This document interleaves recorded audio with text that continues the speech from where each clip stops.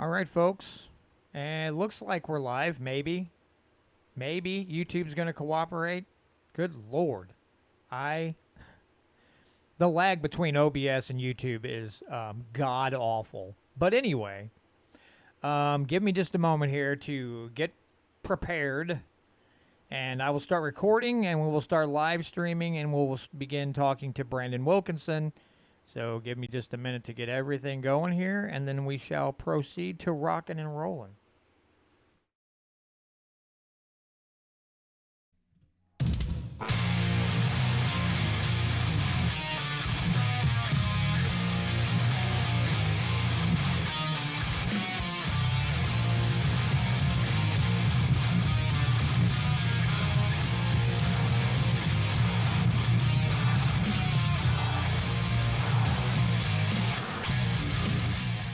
All right, folks, and we are back with another edition of the Missouri Liberty Report. Thanks so much for joining me once again on this nice, hot Missouri evening where I don't have ductwork in this office. So by the time I'm done, I can already feel the heat and the humidity in this room because I have an AC/heat pump in a window out in the hallway at the landing of the stairs, and I cannot pull AC. And I have too much background noise to be able to do a live stream, so I have to shut the door, and I can already feel the mugginess in this room. So by the time we're done, you're probably going to see beads of sweat rolling down my forehead, and that'll be fantastic. But anyway, thanks for joining me.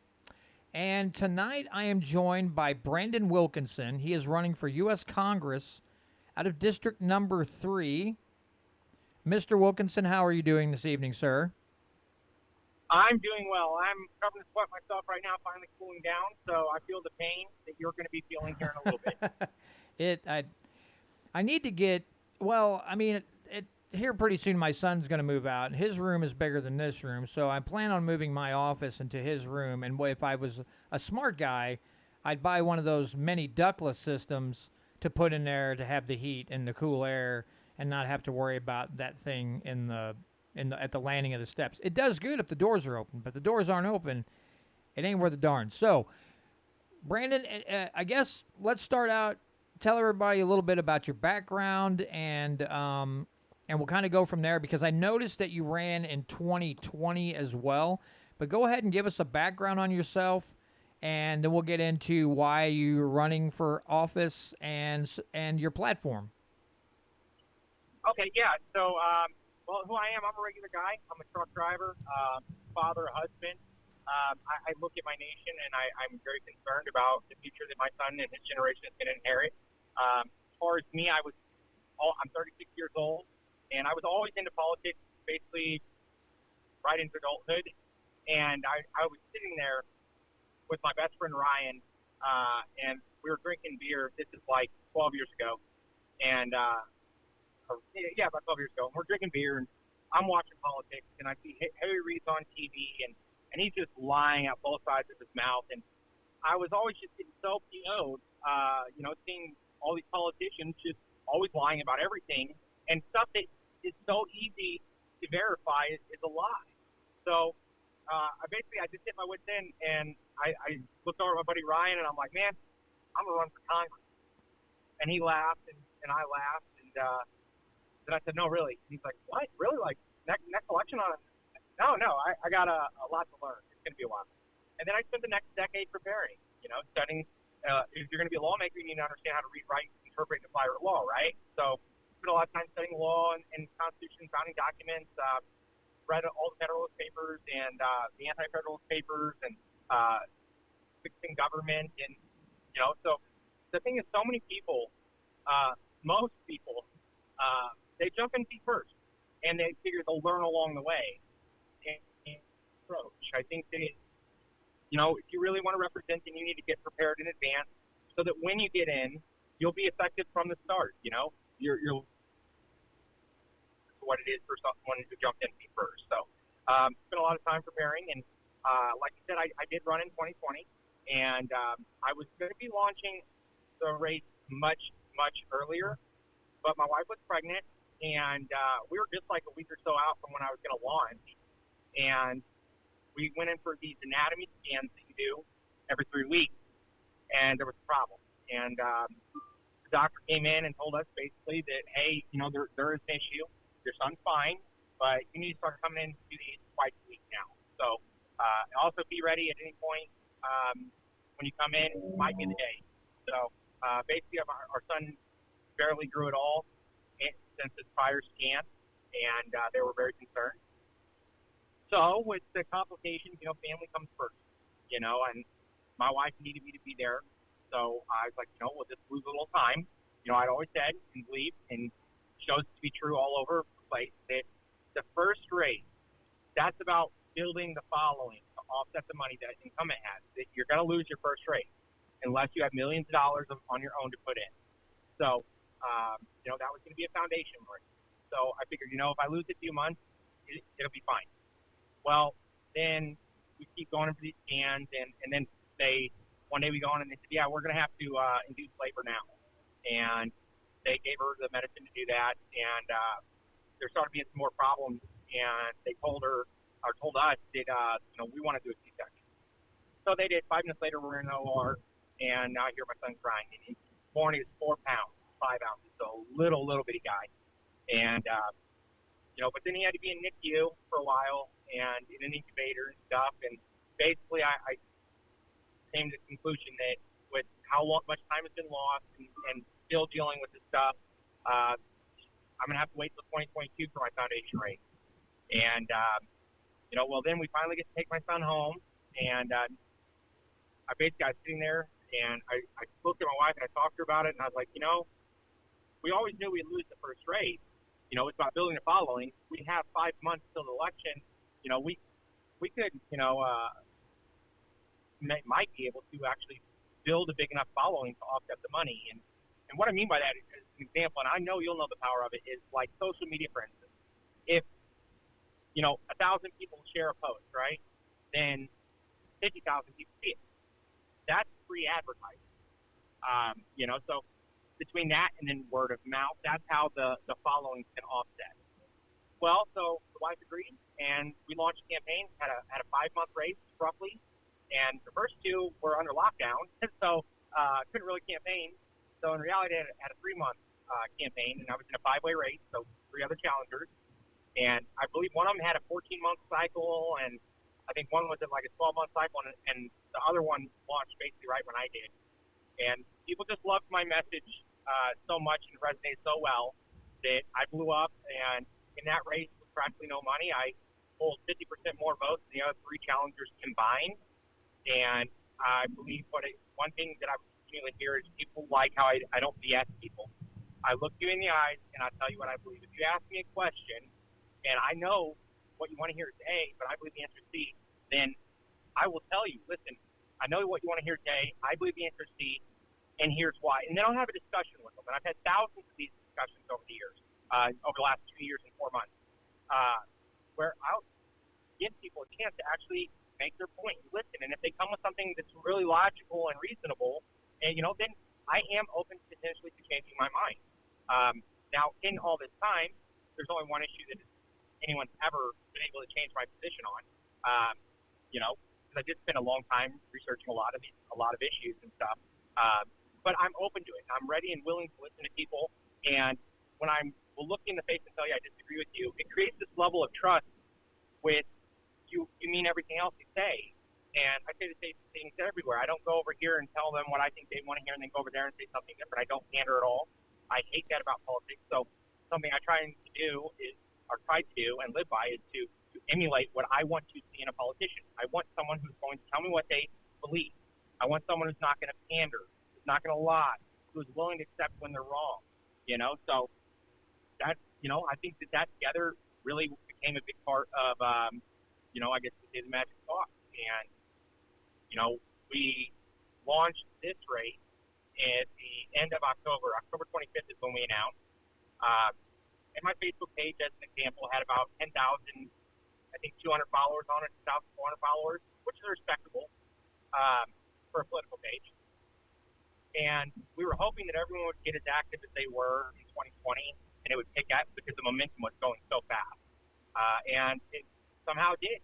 And they've, my following, my supporters have spread the word. And invited their friends and so on, and continue to help me reach more people. And we've actually blown up to now having, over the last 8 months or 7 months, 8 months, we've grown from 10,200 followers to oh gosh, I don't even know. I think we're at like 256,000 or something, and spend a bunch of money to do it. Like Josh Hawley, he had the second largest political following on Facebook in Missouri, and he spent something like $500,000 or $1 million on his Facebook. We've surpassed him, and what that equates to, and again, it's only one metric, but it equates to with the reach we hit every single week. If you wanted to reach that many people with advertising, you would spend $12,000 to $14,000. So it's essentially supplemental advertising. And I out here just pounding the pavement, going around talking to people, going to groups and speaking, and I make myself very available to people. My phone number is public. If you message my Facebook page, I'm the one who responds, not my campaign manager or my strategist or any one of them. It's always me. You should be able to talk to your representative, so you should also be able to talk to the candidate. So that's probably a little more than you want to hear, but I figure I'd give everyone full backstory there. Okay, well, let me ask you what kind. Before I get into it, because I've already got a question here. But before we get into the questions, if you had to summarize your platform that you're running from, let's say you're giving a speech, or you have a speaking engagement somewhere. What kind of message do you try to get across to people? I mean, other than what you've already talked about here. What are some other things in your platform that you believe in that some people would find maybe really out of the ordinary from any other candidates? Well, I always say what I believe. So I'll go with this one because it's something that you never really hear. It's, call it hyperbolic or not, I really don't care. I'm not trying to piss people off, but if I do, it doesn't matter to me. I'm fighting for our future, for our country. So this has truly become a battle between good and evil. It really has. And anyone listening right now, it disagrees. In about a minute, you're going to agree with me. We have a party that wants to teach. We have the politicians that represent a party that want to teach some little children that they're racist and want to teach other little children that they're oppressed. A party that not only supports but praises the murder of babies. A party that not only supports but praises the chemical castration of confused children. And Lupron, one of the drugs used for transitioning kids, has been used historically to chemically castrate pedophiles. Okay, they've supported lawlessness. They don't support controlling our nation, the flow of immigration, illegal immigration into our nation, any of that. So, at this point, I mean, I look at it and I say this has become a battle between good and evil. And if good people don't step up and start fighting, then we're going to lose this country, and we're going to lose it very, very fast. Then some other things, election integrity, I know that's a pretty mainstream one, but there's a lot of common sense things we can do to bring back the trust and transparency into our elections, and we must do that, because if you have a perfect election with zero fraud, if people don't trust it, then that election means nothing. So we need to bring back the transparency, which will help bring back trust. And we need to enact some specific legislation to accomplish that. Also, I'm a huge 2A guy. I'll never vote in favor of any legislation that infringes upon our Second Amendment or any of our rights. I'm fiscally responsible. Prior to about 2 years ago, I believe the greatest threat our nation faced was not China or Russia. It was actually our national debt, because these out-of-control spending can absolutely collapse the country, and it will be there before we know it if we keep spending with these massive deficits that we have. We're literally only about roughly 10 years away from a point of no return. Okay. So let me go with the first question, or one of the first questions here, because I've got a topic that I want to get into, but I want to push it off a little bit. So one of the first questions is, what are your thoughts on Missouri's Second Amendment Preservation Act? I 100% support it. I think it's ridiculous that we have to have SAPA when we have the Second Amendment. A well-regulated militia being necessary to the security of a free state The right of the people to keep and bear arms shall not be infringed. The government does not have a right to come in and say that you can't own this. That scary black gun over there, you can't own that. You can't own 30-round magazines, or any of this. That's ridiculous. The purpose of the Second Amendment, based on the obvious history and the personal writings of many of our founding fathers, was that they believed that a well-armed populace is necessary to prevent a tyrannical government from enslaving them. So why would we allow the government that might become tyrannical to tell us what we can't have? And in response to that, I'll also add, I'm actually launching an awesome raffle tonight where I'm giving away a couple AR-15s with those scary high-capacity magazines. So one is a Black Ring Ordnance Patriot 5.56. It's a gorgeous gun, very expensive gun. And someone's going to be the lucky winner of that, along with a Smith & Wesson MP5 or 15. Okay. Well, another question is, what are your thoughts on Missouri's trigger law that, basically took away the legalization of abortion? Complete support. I'm pro-life, so I love what just happened. Roe v. Wade was a bad ruling, and it stood for, 49 years? That's far too long. I think that I hope it's 10 years from now, but I think in 50 years or so, society's going to look back on us and they're going to think that we were barbarians killing our children. So that's something that to me, as someone who was a father or is a father, and I faced a lot of pregnancy issues, like we miscarried a child, and that was devastating to my wife and I. And then what we experienced with our other son, I mean, these are absolute gifts from God, and we should be protecting them and giving them a chance to live. So I love it. Okay, so another question is, okay, so just to give you a heads up, Brandon, because normally what I do on this podcast is I've been trying to interview people who are running for state office, whether it's House, Senate, what have you, because myself and several others think that the feds are kind of a lost cause. So I always ask somebody why they would run for U.S. Congress instead of, a state rep or a state senator. Why did you choose to run for U.S. Congress instead of a state rep? There's a few reasons. One, right off the bat, I think that we need people in our federal government who haven't spent a career in politics. Bring in fresh people. Not saying that everyone who served in state or local politics and then runs for federal is inherently corrupt by any means, but it means they've been in that environment for much longer. A lot of people don't realize, everyone knows how corrupt our federal government is. A lot of people don't realize the state governments are actually just as corrupt. Jefferson City is just ripe with corruption. People just don't really realize it or hear it. So I think that, we should get some regular people in there, people who can understand the effects of bad policy on regular working class Americans. And I am a regular working class American. I have felt the pain caused by bad policy. I'm feeling it right now while I'm campaigning, driving around in my Silverado, spending $120 on gas every 2 days because I'm driving so much to campaign.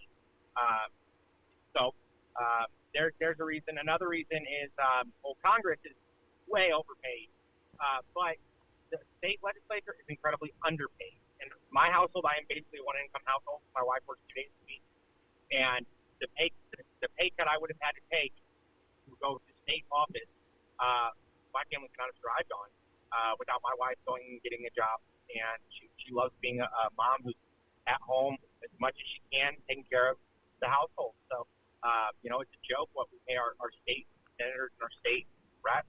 A lot of people don't know that a lot of these people, they're paid so little that, you'll get, it's not with people in the state legislature renting a house together or something because they can't all afford to go get one of their own. Because keep in mind, they got homes where they live with their families, but then they need to be in Jeff City too, for all the time that Congress is in session.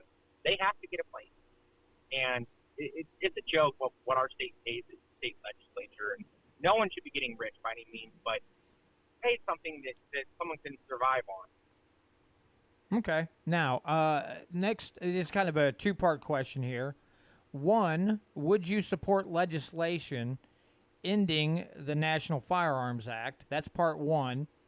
And the second part of the question, would you support Marjorie Taylor Greene's bill to end the ATF? I 100% would love to repeal Firearms Act. I want my suppressor without having to have it held hostage for $200 tax stamp, along with other items that are regulated. The government has stolen a right away from you and said, I'll sell it back to you for $200. That's ridiculous. So I would love to see NFA repealed. And I tell people that not only will I never support any legislation that infringes upon our Second Amendment, but I will actively fight to gain back ground against the unconstitutional laws that have been passed that have stolen rights away from us. As far as Marjorie Taylor Greene's bill, I have not read it, but I would completely support the abolition of not only the ATF, but a lot of these agency alphabet soup agencies. We don't need them. Our government has become a monster of what it was supposed to be. So it needs to be shrunk massively. Okay. Now, here's the big question, because you raised a lot of curiosity and you kind of raised a lot of eyebrows. So someone had a clip on Twitter yesterday that we saw, and this is also comes from a question from one of the live stream viewers, where you stated that you do not believe that naturalized citizens should be able to vote. Can you explain your reasoning behind that? That's on Twitter. There's a clip on Twitter of that? Yes. Wow. Yeah, okay. Okay, so. Go ahead. All right, so I did an interview with the National Firearms Coalition, and we were talking about a lot of issues and stuff, and that was something that I've spoken to tens of thousands of people. I've answered tens of thousands of questions, and I've had many thousands of conversations on issues. And this is one that never really came up, and when I said it and everything, I did feel that way. I look at certain things that are happening and have happened. I would never, and my thought before was never would I consider stripping anyone of their rights, but maybe changing the way that that citizenship works when you come in the country and so on. But a friend of mine was watching the live stream, and he's a big into government, politics, and so on. And afterwards he's like, "Do you really think that?" And I was like, "Well," and I gave my points, and this comes back to what I said in the beginning, that I'm willing to have a conversation. And if you can actually come with a good enough argument, make the point, I'm, could potentially accept that if I think you're right. And that's only ever happened one time, which actually was the conversation I had with him. We actually spoke about this for hours, and he brought up a couple things that I never really thought about with it, and brought a new perspective to light.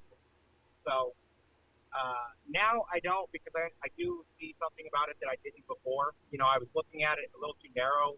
I guess you could say, maybe you could say I was looking at maybe with a little tunnel vision, not thinking about some certain things, So in talking to him, which again, this conversation went on for many hours, and he pointed out a couple things. That one thing I hadn't really thought about, because I know the 14th Amendment stuff, and not talking about stripping food rights, but we can change the way that citizenship works. But like the point he made that was incredibly valid, and I don't know why I never thought about it, was that if someone is a citizen, comes in, becomes citizen, doesn't have that right like others, then they actually don't have representation if they can't vote. So they don't have fair representation. And I never actually thought about that side of it. But like I said, this comes back to I'll have the conversation. And you know what? His argument was right. And I was overlooking some things. So I'm willing to listen.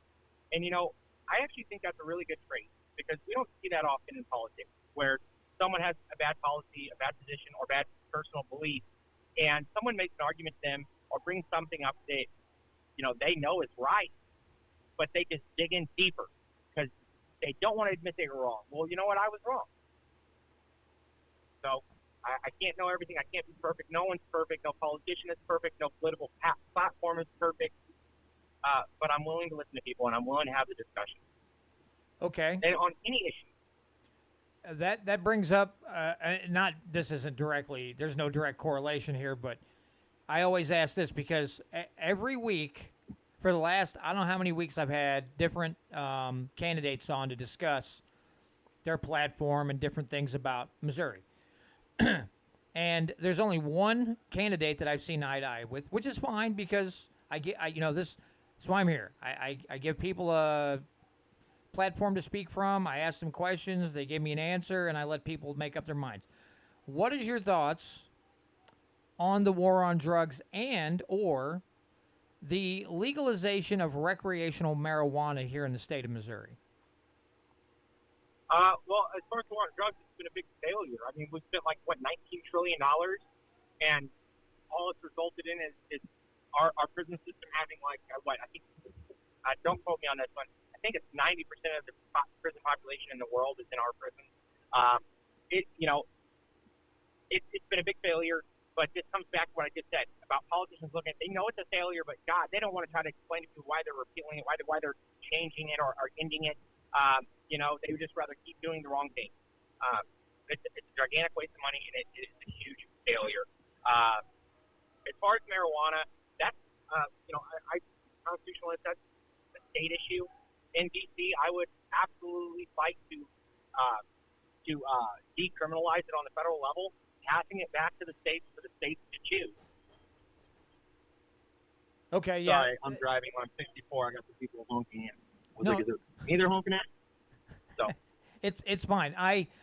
And I'll tell you that and the thing is, I have interviewed. Well, everybody I've interviewed, one's been a libertarian. Everybody else is running in a Republican ticket. And the libertarian guy, of course, he pretty much held true to the libertarian standard. Said, same thing you did. The war on drugs is an absolute debacle. It's a failure. It's you put a lot of nonviolent offenders in prison, and then you've ruined their lives because nobody wants to hire a convicted felon. Blah blah blah, and everybody else has been, well, I understand, but I've seen what, and here's my problem. They put marijuana in the drug category, and they say, I've seen it ruin lives. I'm sorry. I have never known a pothead to have ruined their lives because of marijuana. Not one. And this is coming from a guy who used to be a daily smoker for 4 or 5 years. I never saw anybody just ruin their lives with marijuana. Never. I say the same thing, actually. People absolutely ruin their lives with all these other drugs. I'll use something close to me. I mentioned my best friend Ryan in the beginning, the one I was sitting next to. He's doing with my son's name after, and he died about 4 years ago. He was in some tough times and slipped into drugs, and I don't know how it happened, but he got into heroin, and he got clean, realized, he was screwing up his life, and he got clean, straightened himself out, had a good job, and all that, and then, something happened. Don't know all the details, but he relapsed and OD'd on that first relapse, and he was found dead the next morning. Drugs like those absolutely not only ruin the people's lives who are doing them, but the people around them. Pot, no one's life has ever been ruined from smoking pot, okay? Like you, I smoked pot when I was younger. I grew up and I stopped, but it didn't ruin my life. It didn't ruin any of my pothead friends' lives, okay? Alcohol is worse. I mean, no one should be driving under the influence of anything, okay? People drive drunk, and they kill people. People drive high, and they piss people off because they're driving too slow. That is true. They're too paranoid, and they're like, oh, there's a cop behind every bush. I just know it. Okay, that's cool. I'm trying to think of some other. Okay, so as far as immigration, okay, because here's my thing. We immigration's been a hot topic issue or a hot button issue for decades now, the last 20 years at least. Here's my point of view, and then you give me your point of view. My point of view is I want people to come here and do it the right way. But I do understand because I have two different women that I work with. Both are from the Philippines. They're both naturalized citizens. They went through the whole process. One of them, it took 7 years. The other one, it took 5 or 6 years. To me, if we preach that we want people to come here and do it the right way, do it the legal way, the least we can do is cut some of this bureaucratic red tape. Why are we punishing people who want to come here and do it the right way? Why are we punishing them with years of all these fiery hoops they got to jump through? And then we have other states that says, "Oh, you're illegal, come on in, we'll give you a driver's license, you can vote." I mean, when these governments do these things, and somebody wants to come in and they want to do it the right way, they're looking at the other people and like, well, why do I need to do it the right way? They're not, and they're getting all these things. So I think that we should be working on ways to minimize the amount of time it takes someone to become a nationalized citizen. If they're really wanting to become a U.S. citizen and live that American dream, then the least we can do is not make it so hellish on them. What are your thoughts? So, I mean, I understand where you're coming from, but I disagree with you, and I don't know if it's from the position of the research I've done, but here's what I would say the biggest issue is. First, there is a lot of bureaucratic, just BS, that does need to go. The problem, if I recall correctly, we have about 41 million people in the world that are waiting in line to come, right? So we can only sustain letting so many people in at a time. There was this, for anyone watching, when you're done with this, go YouTube, Gumball Immigration. And it breaks it down. He's very intelligent guy. He breaks it down in a really good way. But there's been studies done that come to the conclusion or suggestion that somewhere around 4 million, if we had an influx of 4 million people coming into our country in 1 year, would collapse our economy. So you do have to control the flow. You can't just say, if let's say you made it where everyone could be through the process in let's say 3 years, right? Well, then in 3 years, we've just put 41 million new people into the country, and the economy would not be able to handle that, and it would collapse. So I have it on my website, and I've talked about it for a while, that there are some serious problems with immigration that need to be fixed, right? I've said it before, it shouldn't take 20 years. I actually met someone who it took them right at 20 years to get into this country. But at the same time, it shouldn't be easy. Nothing in life worth having is easy, and if you really want it that hard, that bad, work for it. And I understand all these people, they are, and there's a lot of bureaucratic tape and regulations and so on that do create hindrances. But at the same time, we're the most generous nation in the world. We take far more immigrants into our country than any country in the world. We can't we can't say, well, let's streamline this to have everyone in an X amount of time after application. If it takes us beyond that point where the amount that comes in will collapse the economy. So it's a really, really complex issue. It's far more complex than I initially realized when I started researching this one. Because I used to think, let's make it where people can be here in a year, because it is BS. But as I started learning more and more about it and researching more and more, I found that, if we did that, we would collapse the country very, very quickly. I'm no expert on the issue, and, but I have done a lot of research on it. It should be a lot easier, and it should be a lot more fair.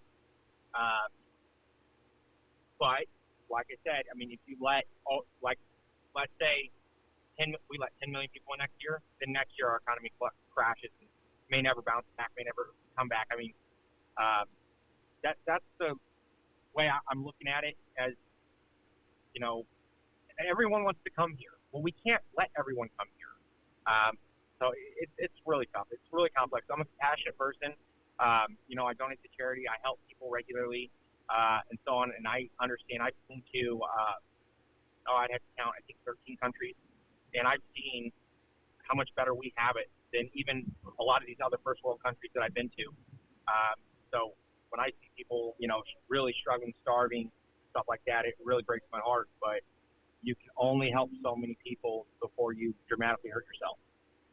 Okay, so I've got a question here, and this ties into what we're talking about right now. And it said, would you support ending all immigration for a cooling off period of at least 50 years? It's an interesting question. No, I wouldn't. Absolutely not. Now, I have said that I would support a moratorium on immigration for a while, for a couple of years, while we get our border under control. Because we don't know how many people are flowing in.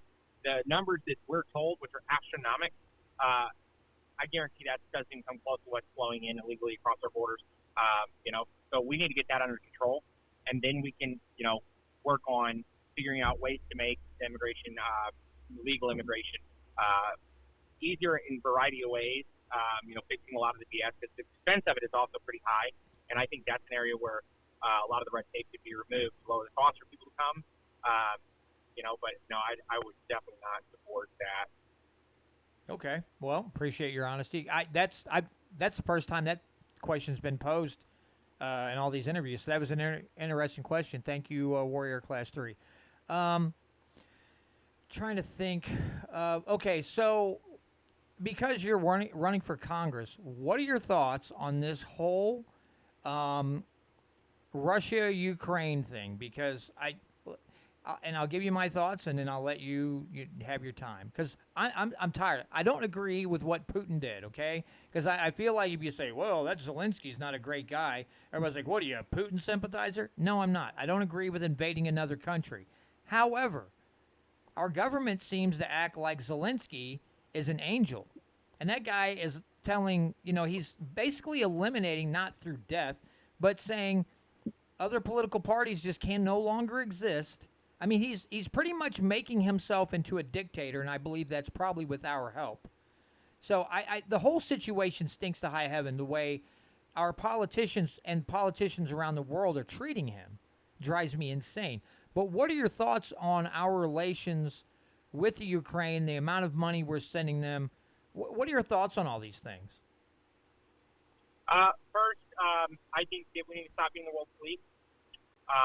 We're literally giving money we don't have. We gave them $50 billion.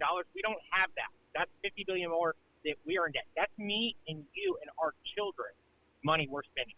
They're spending. Okay?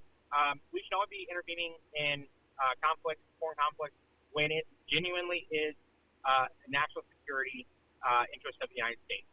So as far as this goes, I'm a compassionate person. I feel all kinds of ways about what's happening to these people over there that are suffering. But at the end of the day, this is a piece of crap leader of a piece of crap country attacking another piece of crap leader's country. And I feel for all the people there that are suffering and going through all this stuff, but we have to stop getting involved in everyone else's everything. And we need to worry about our house. You can't help your neighbor with his house when yours is collapsed, okay? You have to take care of your home first. When your home is taken care of, that's when you can start considering and helping other people, all right, your neighbors and so on. And I'm using that example because, this is our house, this nation. And our foundation is being shaken. And whether our nation is going to stand, our house is going to stand or collapse, that's in the air. And at the current way we're going, it's going to collapse. So we need to worry about here first. Okay. And I would agree. I do not like our foreign policy at all. I wish I would love to see an end to the central banking system. I'd love to see an end to the Federal Reserve Bank. That thing couldn't go away fast enough. The drug war, these idiots. We had the idiot governor of Illinois making the same statement that all these other people make on the Second Amendment. The founders had muskets. They didn't have assault rifles, and we shouldn't have it. It's like, hey, moron, they had the same exact guns that the government had. Which is why go further. What's up? I'm sorry, go ahead. And when you're done with it, I want to add to it. Okay, no, that's fine.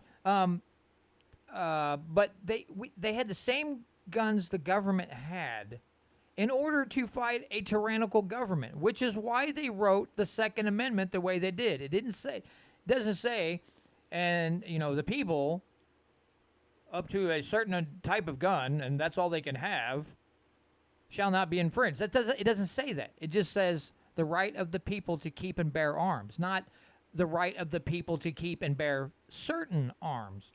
This tired argument drives me insane. Now, I get it. J.B. Pritzker looks like a mob. I heard a podcast today, and the guy told him he looks like a mob boss, but half the money he got, he ate. And I couldn't stop laughing. But it is really, really. I hate the argument. It drives me absolutely bonkers he knows what he's saying is wrong, but because his state has such tyrannical gun laws, there's no way he can back away from that, or the people would rise up and try to slay him for how dare you let people have gun rights. But this argument, I heard it today, and I was like, this is the same tired thing they come out with. They regurgitate it about once every year. Well, the founders only had muskets. Fine, then give the government muskets. Then we'll have muskets, and then we'll all be equal. The government's not going to give up their guns. Why should we? Well, yeah, I actually come in from a different position when I'm arguing with liberals with this ignorant point of view.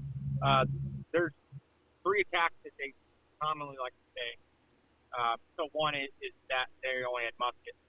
No, that's actually factually incorrect. There was repeating rifles. There was a rifle that had 30 rounds. Okay? There was also the automatic firearm. There was the puckle gun. Yep. All right? The thing was, the only reason that the military, the armies, the militias didn't have them was because they were too expensive. They couldn't produce them. They couldn't produce enough. But everyone had a musket. So no, they knew that there were guns with 30 rounds. They knew that there were automatic firearms. So that goes out the window, and that's the issue. Second, an attack they like to say is like, well, it says regulate. Well, words, the meanings of words change over time. And, back then, regulated meant something different than it means now. Back then, regulated meant well-prepared, well-armed, well-trained. So they wanted everyone to be well-armed and well-prepared and well-trained, not regulate what they can have. Then another point here, because you've seen it where some people say, well, you have a right to own guns, you don't have a right to carry guns. Okay, no, that's also incorrect. A couple more words in there. Bear, to right to keep and bear arms. What is keep? Keep means own. It's a possession, okay? Bear means to carry. So they intended for us to not only have to be allowed to own guns, but be able to carry them. So I like to make those points. Okay, I have a question. For some reason, John Oh, Gray. wait. Go ahead. I forgot the third part, the last part. And then militia. They say, well, it was intended for the militia. Okay, no, they're separated for a reason. But let's say you're right. What did they look at as the militia when the Bill of Rights? What was the militia? If you go back and you read, I believe it's the Militia Act of, I think it's 1790. Any male 15 to 45 was classified as militia. So they basically felt that basically all men were militia, active ready. And it actually set requirements for them to maintain certain things. If I recall correctly, they had to at all times have a musket, 2 flints, I think it was 1 bullhorn of powder, and I think it was 20 balls. So not only did they say you could own, but they actually required you to own. And then there was a second part that came in later. I think it was the next year, another one. What was passed, and it made a few changes to it. But so those are the arguments to make against these stupid liberals who just don't understand what a God-given right is. Right. Okay, so I got a guy here that's listening. For some reason, he can't comment on YouTube, and I can't figure it out. But anyway, he said, so his question is, would you bring all the troops home and fix the USA before you deployed anyone else to any foreign land, whether, by congressional act or by executive order? So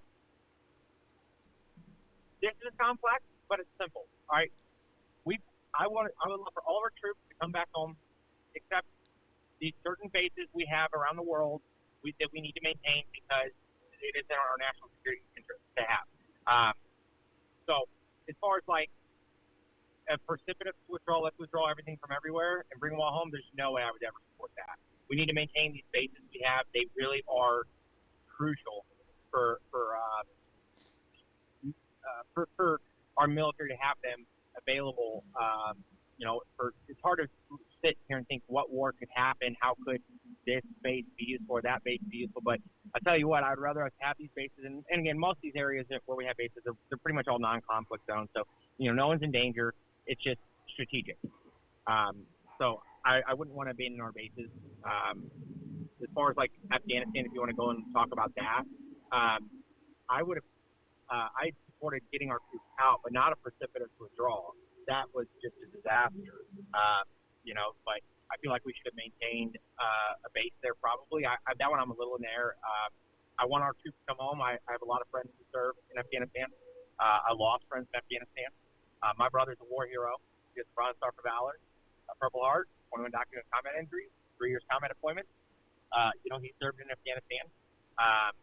He actually earned a Bronze Star for Valor in Afghanistan. He lost a lot of friends in Afghanistan. And, so that one hits a little closer to home as far as thinking about, like bringing everyone home. But at the same time, look what happened. It wasn't handled right. We might have needed to stay there a few more years, to give the Afghanistan National Army more time to get prepared and so on. But we pulled it through, and they collapsed almost instantly, and that's ridiculous. Yeah, 20 years that went to pot in a matter of like days, and that's. I mean, I haven't served in the military, but I can't imagine what it feels like to be sent there, and some of those guys spent years in that area, and then we just go, okay, we're done, and we pull out, and then everything that you fought for just goes and just collapses, and you're like, wow. Okay, what I hope comes out of that. What's that? My brother's best man at his wedding was a guy he fought with in Afghanistan. He killed himself after that debacle. He felt like everything they gave was for nothing, and he committed suicide. My brother, he backslid really bad. My brother, he's dealt with a lot more than most people can ever imagine, with the amount of combat he had and everything he experienced. And he backslid really bad. He was drinking like 2 gallons of vodka a week, and he was really struggling hard. And thankfully, he was able to get down in there's this amazing facility down in Texas called Warriors Heart, and he was accepted there. So he's actually been down there since right after Christmas, and he's doing a lot better.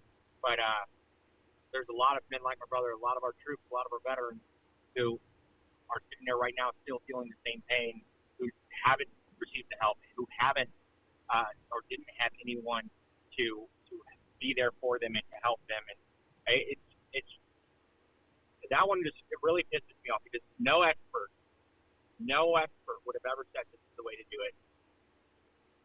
But we got a house plant for a president who knows who's controlling him, who continues to push bad policy. And gosh, that one really hits home because I've lost friends there, and my brother and everything else. So yeah. Okay. I don't want no more of that crap. Okay, fair enough. Trying to think of another topic to discuss because we've talked. So I guess the other thing is we talked very small bit. So what are your thoughts on the Federal Reserve Bank? Because my problem is the Federal Reserve Bank, not only do they create the hidden tax called inflation, but there's also perpetual war, standing armies. I mean, when you have a central bank, you have perpetual war, you have perpetual debt, you have perpetual inflation, these horrible boom-bust cycles. All these things they promised us would never happen with the inception of the Federal Reserve Act. Now we're seeing the true nightmare come to life, along with government policies. So what are your, let's say, if you could work together, what kind of bill or what kind of legislation would you like to see enacted in order to rid us of this gigantic, horrific monster that is the Federal Reserve Bank? Now, just forewarn you, here in about 7 minutes, I'm gonna have to stop and then start recording because this one goes to KEYK and then I can go on after that. So you got 7 minutes. But what would you like to see happen with the Federal Reserve Bank? Abolish the Federal Reserve, move back to the gold standard, The Fed has become a political tool at this point. I mean, they're carrying water for Biden. Look, a year ago, weren't they saying that inflation is transitory? And no, the 8.6% or whatever they're saying we're at right now is that's not transitory. It's got to the point where they now own it. They waited too long to take the actions that are used to fight against inflation because it would have made Biden look bad. Which is raising the rates a quarter basis point. And they waited so long that they had to raise it 3/4 of a basis point. So it's unbelievable. And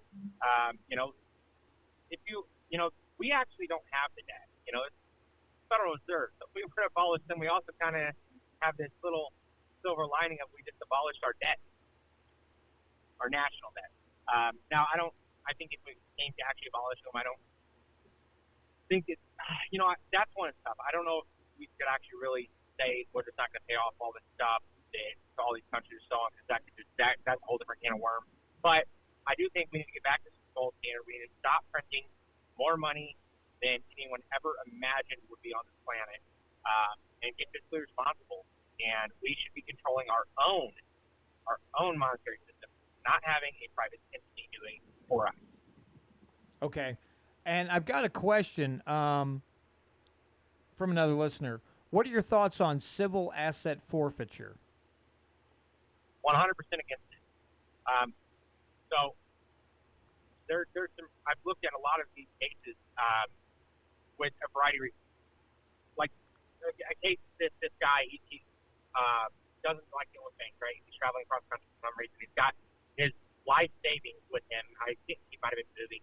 And he has receipts for all of his transactions and everything of deposits or of paychecks and things like that.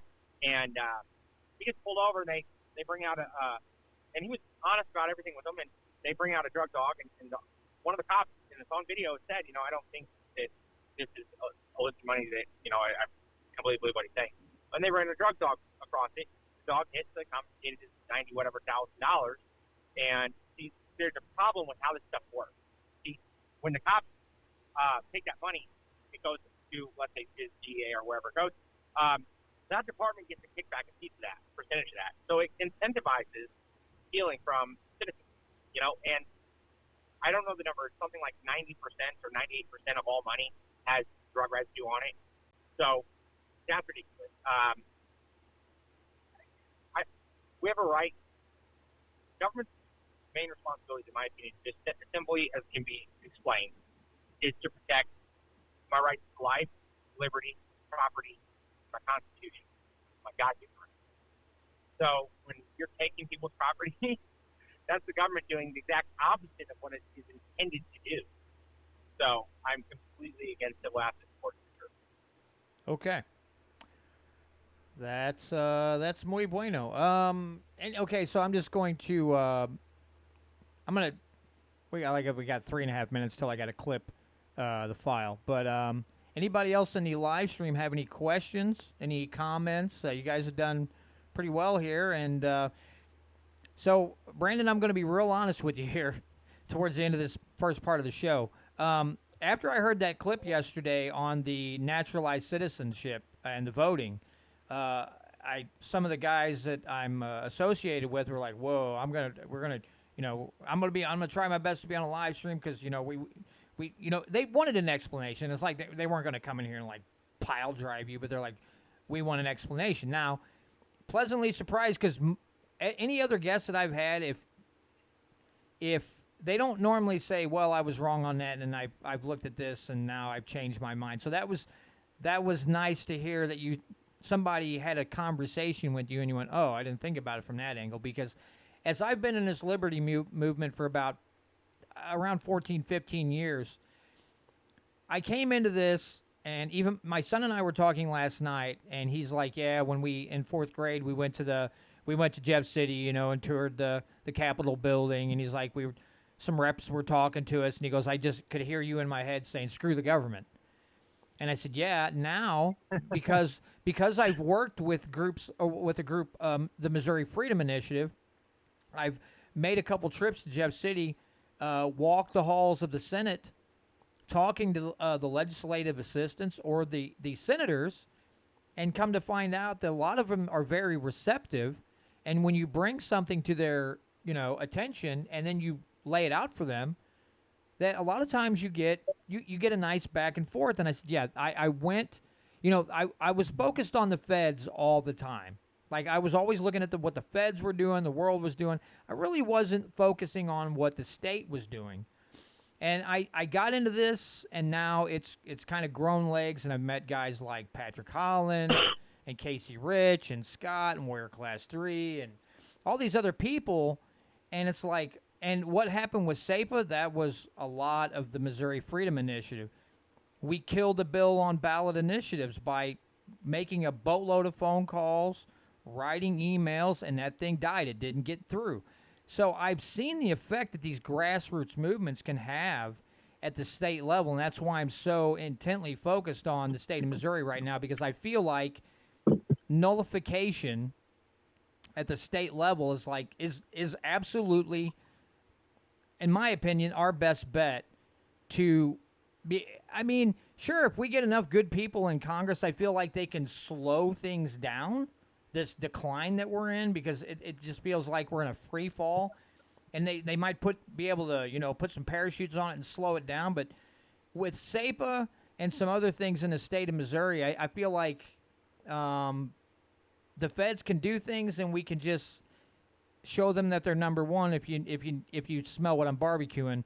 And so it's I don't know, it's a beautiful thing. So to those of you in the KEYK audience, thanks so much for joining me for this edition of the Missouri Liberty Report. And I will be back next week with Sherry Tolson Reish.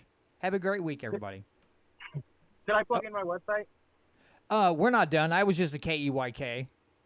So okay. I'm starting. This is an extended. I go KEYK allows me 56 minutes, and then the two other networks give me as much time as I want. So I just have to clip there at 56 and then continue on. I will put, in fact, on the show notes when I'm all done, when we're done this evening, I will put your website and stuff and your information in the show notes in the description on the YouTube channel. I appreciate that. Now, I told you I was driving. I'm actually right next to my house. I'm good to go longer, but I have to run to the gas station here real quick. So can I disappear for about 1 minute? Yeah, go ahead, and I'll just talk, and then when you're back, you let me know. I appreciate it. Thank you. Hey, no problem. All right, folks. Well, this has been an interesting conversation, to say the least, because this is not what I expected. I'm going to be real honest. I did not expect this. Now, I didn't really take the time to look into things. I didn't watch the whole interview from that was posted on Twitter yesterday. But I have to say I'm pleasantly surprised. Now, I get that we're looking for the most freedom-loving, and I'm not telling anybody how to vote, but I am pleasantly surprised with this interview. Now, Sherry Tolson Reish, I'm looking forward to that one, and I have another guest. Let me find, I can't remember his name. I'm getting really bad at this. That I'm going to have on with me the week after Sherry. I'm on the right thing here. Why can't I think of his name? Maybe it's on my other account. Let's see. So Sherry, Andy Maidment. Now, he's a libertarian, and I think he may be running for Congress. I believe he's running for Congress as well, but that's a libertarian candidate. So next week's the 15th. That's Sherry Tolson Reish.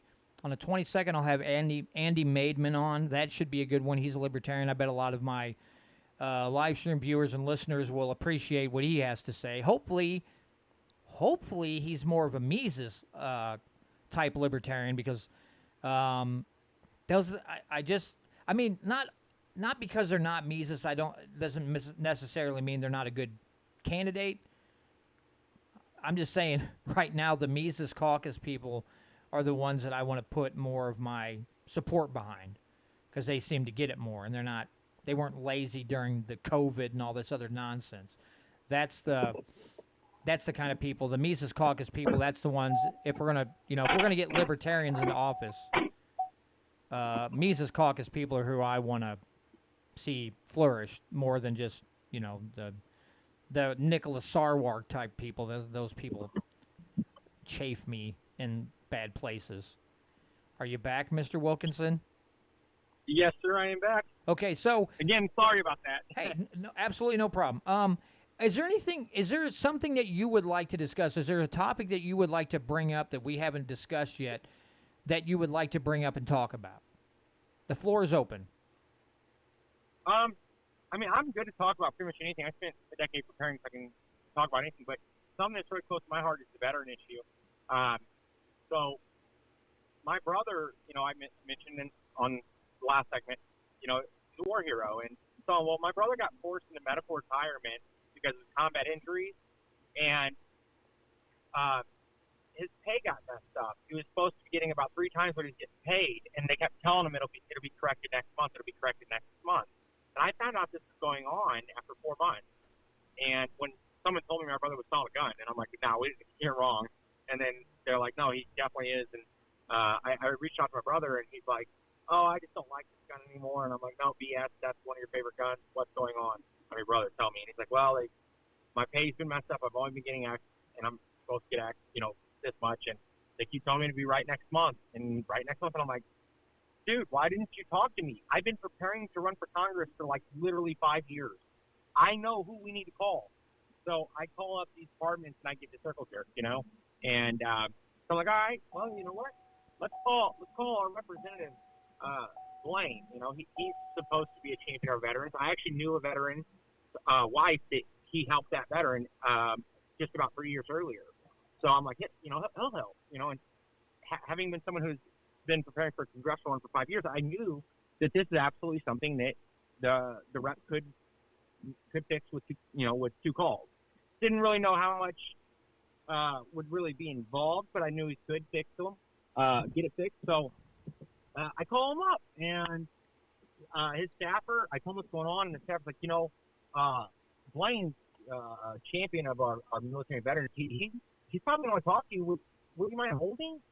And I was like, of course, So I held, and then boom, Blaine is on the phone with me. And I was like, wow, all these years of all the times I've called reps and senators and stuff, no one's ever got on the phone. It's always been a staffer. Now I'm on the phone with the U.S. Congressman. This is great. Well, so I tell him what's going on, and I tell him I got all the documentation, everything to back this up. I got my brother's DE-214s and everything. We're not asking for freebies, just wanting him to get what he's owed, what he's supposed to be paid. And Blaine says to tell my brother that, tell your brother not to worry anymore. I'm going to get this stuff taken care of. And said he took it down my information and my brother's information, said we'd hear back from him in 3 or 4 days. And so I was just so happy, because my brother, when talking to him, I could tell how stressed he was. He's selling his possessions to keep a roof over his head and over his son's head and food in their stomach, So later, my brother hits me up and he's like, hey, I heard from him. And yeah, should we call him? And I was like, no, he's a congressman. They're really busy. Let's give him a little more time. And after another 3 days, so it's been a week, I was like, all right, I'm calling. And from then on, I got a staffer every time I called. That was 7 years ago. Still never heard back. It took them 14 months to get my brother's retirement right, and it took them 16 months to get his disability right. So when they fixed those two things, finally, they did give him the back pay. But during that 14 months to the first one getting corrected, my brother lost everything he owned. Literally, like everything. He sold or lost everything. And that is a big issue for me. Constituency services is going to be a top priority in my office. But if a veteran ever calls, or a veteran's brother ever calls with a real issue, I will not rest until that is taken care of, period. And I make that promise to all the veterans out there. If you're my constituent and you're having a problem and you call me, I will make sure it is taken care of. And you have my word. I'm big on the veteran stuff. In fact, General Michael Flynn, who was National Security Advisor under Trump when he went in, the one that was the left used the Logan Act against, he actually endorsed me, calling me a champion for our military, veterans, and law enforcement, along with a lot of others, citing my positions on election integrity and some other stuff. And he did that because, after this happened to my brother, I didn't realize it was a problem, right? everyone says that they support our troops, right? But it ends with words. And me, coming from a big military family, like every generation, um, so my brother was a soldier and a war hero, and for me, even me, it ended at being words. I support our troops, and that was that. Well, seeing this happen to my brother, I realized, so I started going to like some VFWs and things like that and talk to veterans, and I found that this was incredibly common. So, when I come across a veteran who had an issue and it was something that I was able to help them with, I would, or I would point them in the right direction, and devoted a lot of time to helping veterans that are getting jerked around. And I would say that of all the veterans I've talked to, somewhere around 5 to 10% face the same kind of stuff my brother faced, and that's unacceptable. And these aren't people asking for freebies. These are people who were promised, you're going to go and serve your country, and here's what your package is going to be. You're going to get this pay, you're going to get this retirement, you're going to get this medical care, blah, blah, blah. And the amount of soldiers and veterans who get jerked around on those things is ridiculous, and we should never accept that as a society. So that's a really important one to me. Okay, so I've got a question here. Somebody wants to know what to do about corruption in D.C. I mean, what are some solutions you see as far as trying to get rid of at least some of the corruption in that god awful place that's Washington D.C.? So I've said this before many times. I actually said this earlier today when I was talking to a group of people. You could end 95% of the corruption in D.C. if we enacted term limits and put an end to corporate lobbying. Now, term limits, totally constitutional. Corporate lobbying, that might be a gray area because, when I called my congressman, I was lobbying him, right? So that's freedom of speech. Now, when it comes to corporations and businesses, the rights don't apply the same, right? They don't have as many of the protections. So this is an area where I personally believe that that corporate lobbying is not protected by free speech. But that's an area that some people will say otherwise on. So I can't say whether it is or isn't. That's something that would probably have to come to the courts to decide.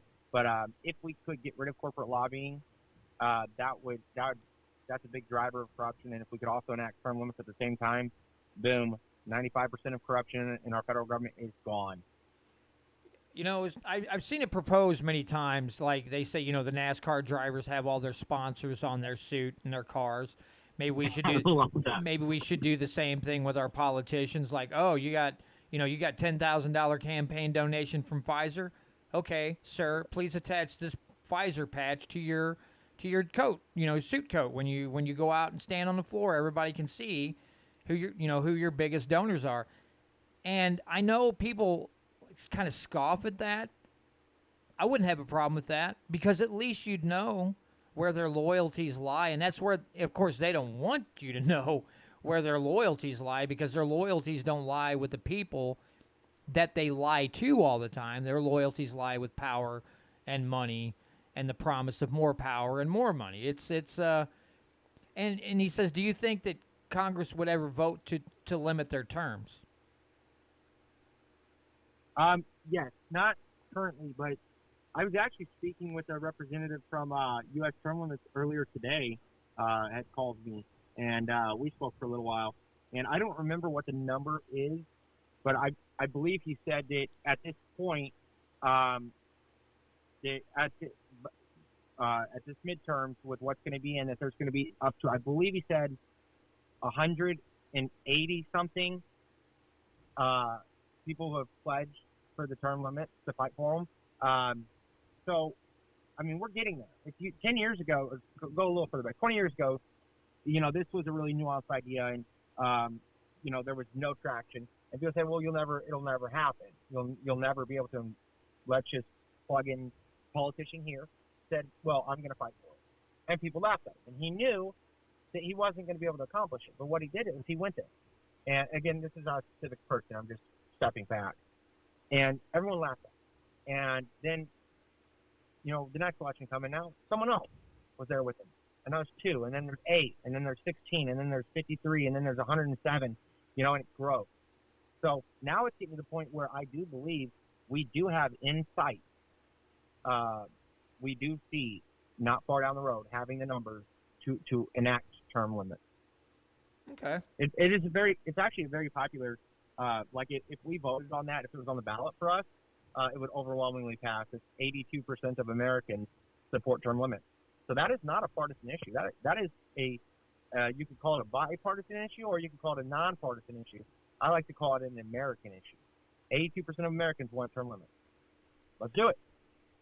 So we're getting more and more people in every 2 years who are supporting it and ready as soon as the numbers are there to enact term limits. I believe we absolutely will have term limits probably within 10 years.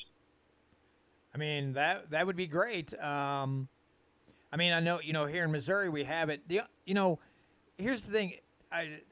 Somebody that I know just moved here from the state of, to the state of Missouri from the state of Washington, and he's very, he studied. I mean, he loves the Constitution and the history of it.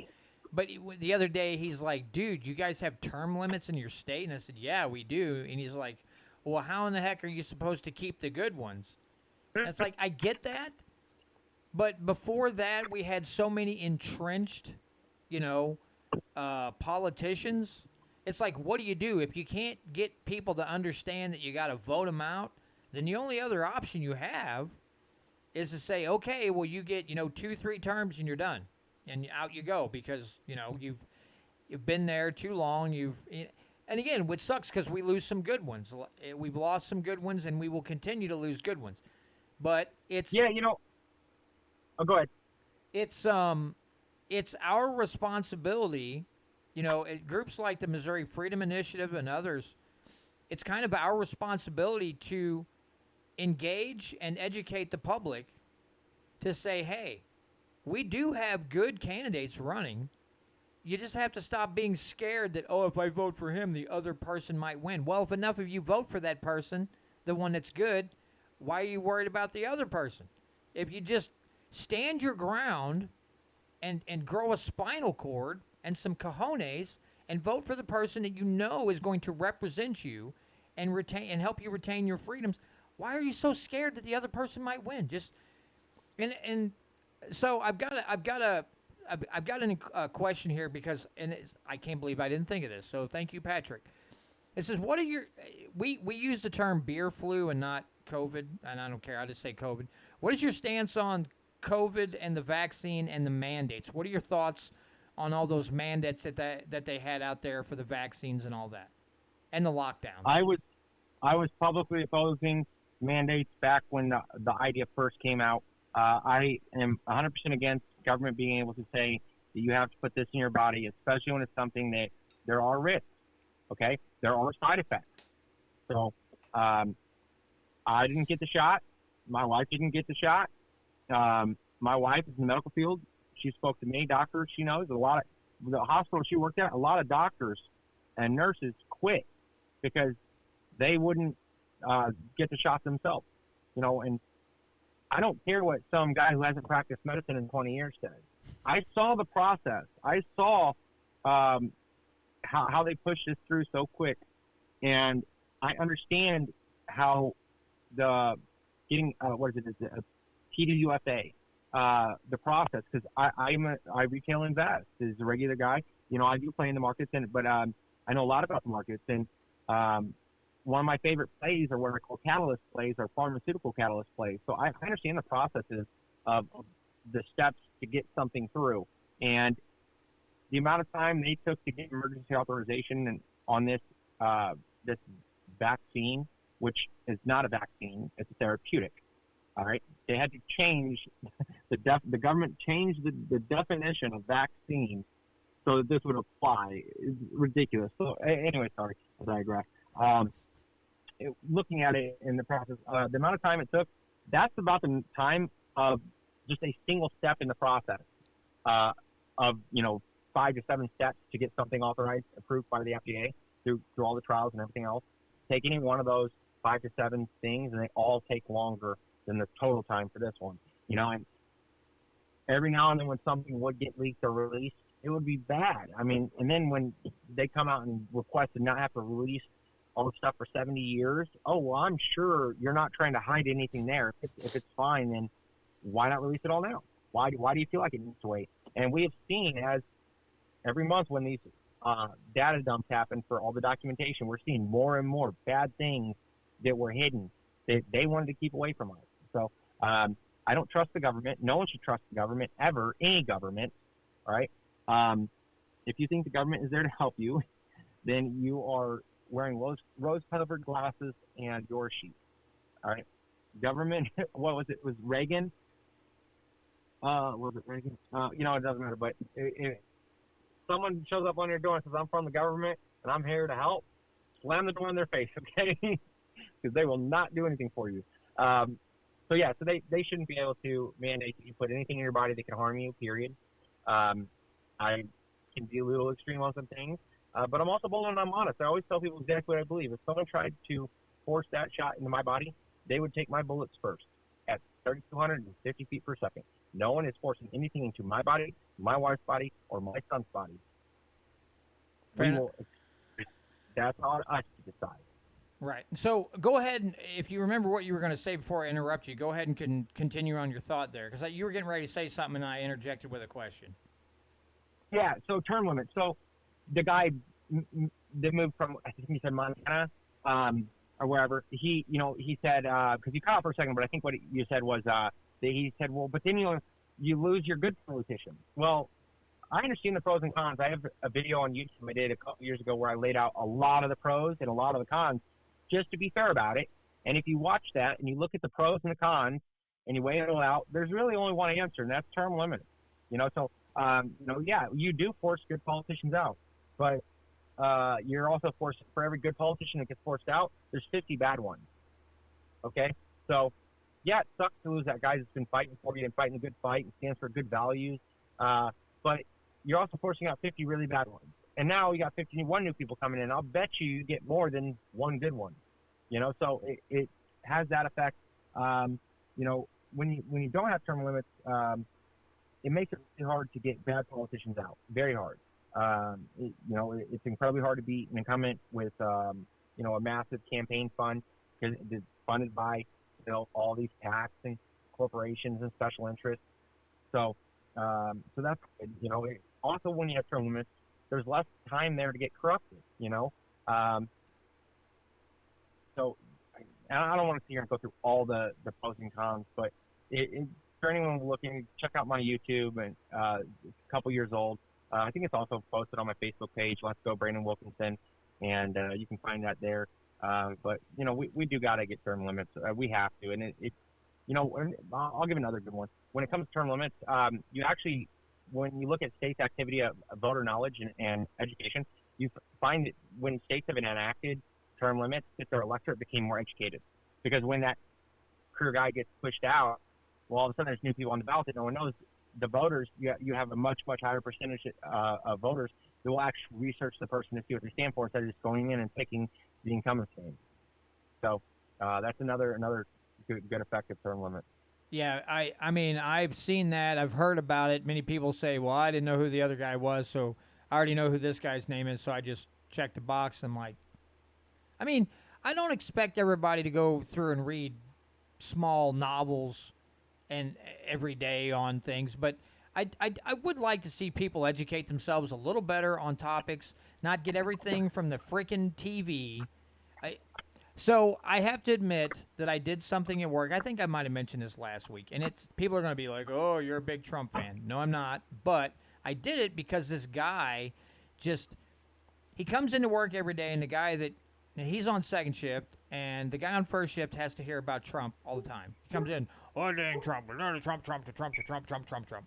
He's going on. So I did a little dirty deed, and I didn't get to see him lose his mind like I wanted to. So I pulled out two pieces of paper, and on the first one I wrote Biden's accomplishments. Number 1, inflation. Number 2, more inflation. Number 3, falling off his bicycle. And then I put on the second piece of paper Trump's greatest accomplishment, living in your head every day rent-free. And I went over there and I hung him on his machine, because I told the first shift guy, I said, when he sees this, he's going to flip his mind. And I said, I'm not doing it to him strictly because he's a Democrat. I said, because Republicans are guilty of this too. I said, I'm getting sick and tired of people who just go with a party and there's no thought. And I said, everything he says comes straight from a television set. And I said, it drives me absolutely insane. Now, somebody else has a question here. It says, and Pat, so Pat's asking, would you fight sending money off to foreign nations like the Ukraine for proxy wars? I think you answered this earlier, but go ahead and let's revisit that. Absolutely. No. Like I said earlier, we need to stop being the world's police. We got to stop being the world's saviors. We got to worry about our own home, and our own home right now is in shambles. So we can't continue this crap. We should only be getting involved in our tax dollars being used to get involved in other conflicts if it genuinely is in the best interest of our national security. So a true national security interest or national security threat is the only way, the only time we should be putting any money out to any country, period, regardless. And like we did cover that earlier, but I'll point out here that I'm a compassionate person. I really am. I donate to charities. When I see someone suffering, I feel that pain. But we're suffering as a nation right now, so we cannot be worried about everyone else. And I'm so against it. We got to rein in the spending on just about everything because we got to get to a balanced budget. So we can't keep giving away all this money we don't have, and we don't have it. We're borrowing it. That $50 billion, that's not $50 billion. We're in debt. Okay, so and this ties into the question I just asked. This comes from Warrior Class 3. It says, would you investigate U.S. subsidies to countries like Ukraine, which is just a money laundering place to funnel money back to the corrupt politicians? Would you be up for investigating where those funds actually go to and how they get recycled and loop back to the same people that put the money in? Absolutely. I guarantee you that money that went, there's going to be so much waste on that. There's going to be so much that's going to get funneled back to the politicians who plug things in there. I guarantee it. I guarantee it. So, yes, I would absolutely 100% support that. Okay. Well, Brandon, it's been a great talking with you. I am dying in this office. I'm getting super sweaty. So why don't you go ahead and give out your website and any info on people and how they can get in touch with you, how they can find you on the interwebs, and then I will take that information and put it also in the description for the video and in the show notes. Yeah, sounds good. So my website is brandon4missouri.com. That's Brandon, the number 4missouri.com. Or you can use FOR. I own both domains. My Facebook page, that one you would search the @ Brandon, the number 4 Missouri, or Let's Go Brandon Wilkinson with no apostrophe. I want to also say to everyone out there listening, as a regular guy, something I hated about politics, was that you have all these people that they're very rich and they don't put a penny of their own money into their races. They come out and they hold their hand out for you to give them your money. And I was like, I'm going to lead by example. I'm not rich. I'm a regular guy, middle-class American. I'm a truck driver. But I want to lead by example. I pulled $10,000 out of my 401k and put it in my campaign in 2020 when we were doing our foundation race. I sold my motorcycle, put that money in. This cycle, I put in, I don't know exactly how much, but I sold my boat and I put that money in. I just sold my side-by-side, and I put a lot of that money in. Plus, I put another something, I'm going to say about 6,000 or 8,000 on top of all the rest of that in. So I put my money where my mouth is. So I hate asking people for money, but I have to. It is necessary, especially in a U.S. Congress race where I have 16 counties. Can't fund that myself. So every dollar truly counts. Grassroots matter and make a difference. So if you like what I stand for, you want to see some real change in D.C., sending a regular guy there who has spent the time to learn the issues and have real solutions, please consider making a donation to me today. $5, $10, $6, whatever. It adds up, and it will be used responsibly. So you can donate on the website, brandon4missouri.com. There's a donate tab, or on my Facebook page, you can click the sign up button, and both those ways are ways to help. And then one other thing, if you like what I stand for, you may not be able to donate. I know it's tough times. Go to my Facebook page and click the community tab and click invite friends and invite your friends. That has the same effect. If you gave me $20 and I spent it on an ad and reached 1,000 people, well, if you went to my Facebook page and had 1,000 friends and invited them all, you just did the same thing as that ad. It's what I call supplemental advertising. And together, we can make a difference. We can get real people in the D.C. who are going to fight for us and understand our struggles. So I really want to thank you for having me on today. It's been very enjoyable. I'd love to chat with you again in the future. Absolutely. So, maybe because you're running the primary now. Who are you running against in the primary? Are you running against Um, Luke DeMeyer again, or? yeah, it's Luke DeMeyer, and there was 3 challengers. One withdrew and backed another candidate in my race, and then the other one just recently withdrew and backed me. But I'll say it's 1-2 race. The other guy, I respect him. He was military. I'm a big military guy. But let's be real. Like I established in the beginning, when I was talking about your foundation race, that first race, because you don't have the money, that's Bill Sullivan. The other candidate in the race is on election day. He's going to have had a 2.5-month campaign. He realistically cannot win. He's on the ballot. Maybe he's building his foundation. This is his foundation race. But if you want to replace a career politician who's running for his 8th term, I am the only viable option. Period. So, if you want to see something different, support me. Help me out. All right, thanks. Well, thanks again, Brandon, for coming on with me. Appreciate your time, and best of luck to you in the primaries, man. I appreciate it. Thank you. All right, take care, man. All right, bye. Bye. All right, folks, that was Brandon Wilkinson. So I know who he's talking about. You know who he's talking about? He's talking about Dustin Hill. That's who he's talking about. He's talking about Dustin, the guy that I had on a few weeks ago. That's interesting that I ended up 2 guys from the same race, because he also I only know this because Dustin said he was running against plain Luke DeMeyer. And when I just had a conversation with Dustin before, like it was like a week before, or a few days, or a couple days before I had him on. He told me he went to a thing and Luke DeMeyer's there, and he's like, "Why are you running against me?" And he's like, "Because I live in your district. I'm not moving to another area just so I can run for Congress. I happen to be in the same district as you. I decided to run for Congress. That's the way it goes." It was just kind of, it's just kind of funny. He didn't. So does Dustin, and so now I haven't seen any. I've seen Dustin Hill signs. I actually have one in my yard, and I've seen a couple along the highways. I haven't seen any for Mr. Wilkinson here, and he's in the same district as Dustin and Luke DeMeyer. So, matter of fact, I haven't seen any Luke DeMeyer signs either, which is kind of weird. I don't know. Anyway, folks, that's going to do it for this edition of the Missouri Liberty Report. Greatly appreciate all of you who joined in the live stream. A lot of good questions, a lot of good comments tonight. Appreciate all of the conversations and the support that you guys give me. Everyone who downloads, listens to this on the radio, greatly appreciate you. Now, just a reminder, this coming Monday, the 11th, at 8:10 in the morning, I will be on Ken Burns' morning show on KEYK. Ken is bringing me on to discuss my show and the happenings here in Missouri. They've had me on once before, and they said they might bring me back on again, and they've decided to bring me back on again. So here's what I'm going to do, folks. This is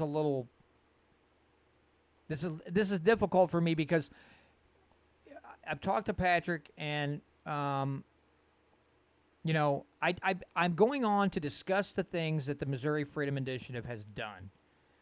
And I have had I just started with, being associated with you guys. So I'm not going to go on there and act like I've done all these great things. What I am going to do is talk about the good things that the Missouri Freedom Initiative has done and the work that they will continue to do. But I promise you, I'm not going to get on there and act like I'm some big part of it and I'm just like a big schmo in the organization, because I don't feel like that. Well, A, that wouldn't be honest.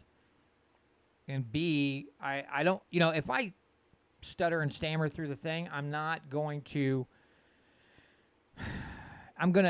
poorly represent the organization. So I am going to go on and talk about the things that they have done and some of the things that have gone on here locally, as far as like MOLibertyRadio.us and Sam and Trish, and the things that these people locally have done to spread the message of freedom and liberty. And then, with the Missouri Freedom Initiative going out there and getting hammering home the message to our state representatives and state senators. So I am going to talk about that because I think I want people to know. I want you guys that have been doing this for a long time, much longer than I have, to get you some more help, to get people involved.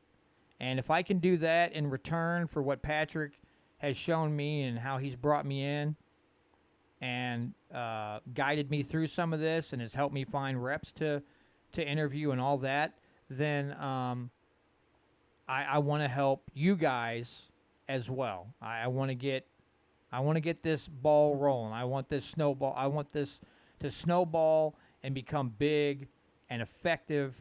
And I kind of want to strike fear into the reps to say, hey, we're here because we like freedom. We're not here to terrorize you. We're just letting you know that if you're not going to fight for liberty and freedom, then we're going to do what we can to replace you with somebody who will.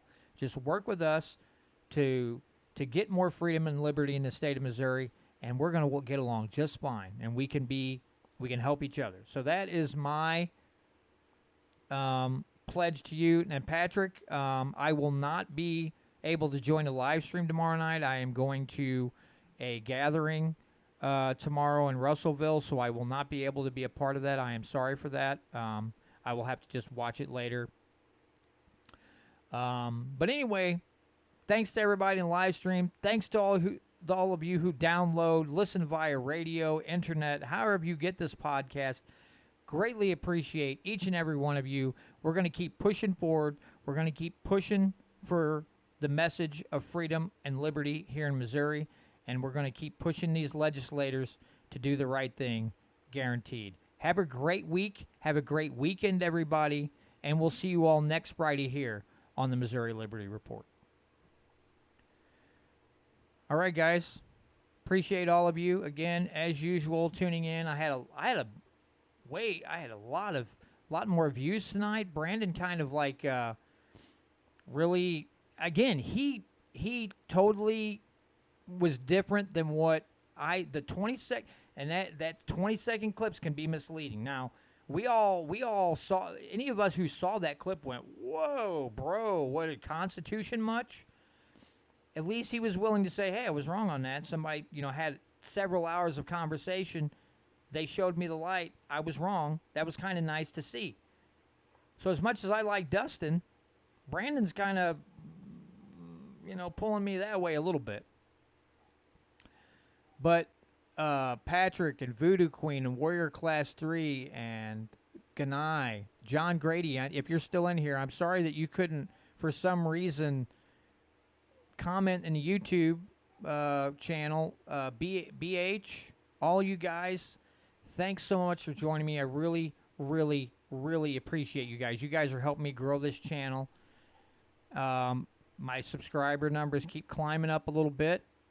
It's an awesome, beautiful thing, and I am really happy to be a part of what you guys are doing.